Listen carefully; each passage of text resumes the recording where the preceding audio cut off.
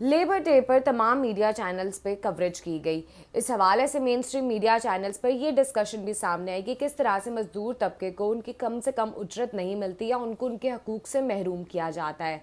इस तमाम कवरेज के दौरान क्या किसी मीडिया चैनल मालिक या ओहदेदार ने इस बात पर गौर किया कि वो अपने गिरेबान में झांक कर देखें?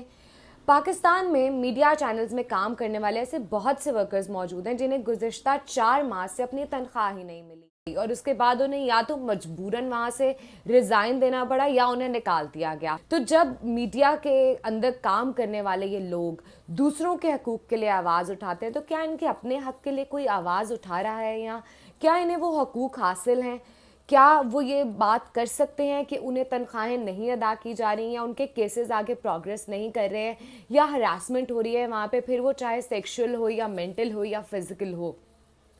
जब यहाँ पे मीडिया आप लोग ज्वाइन करते हैं तो हम नए नए जब जाते हैं हमें बताया जाता है कि ये 24 आवर्स की ड्यूटी है, मगर इस 24 आवर्स की ड्यूटी में क्या मीडिया वर्कर्स को हकूक़ हासिल होते हैं जो एक आम एम्प्लॉय को हासिल होते हैं? पाकिस्तान के मीडिया मालकान और ओहदेदारान को इस बात पर गौर करना चाहिए कि किस तरह से वो खुद हकूक़ सल्ब कर रहे हैं। जब तक उन्हें एक हेल्दी और पॉजिटिव एनवायरनमेंट प्रोवाइड नहीं किया जाएगा तब तक मेरा ख़्याल है कि आज़ादी सहाफ़त की बात करना और लेबर डे के हवाले से बात करना, अकाउंटेबिलिटी और करप्शन पे बात करना ज़ेब नहीं देता इन मीडिया मालकान को।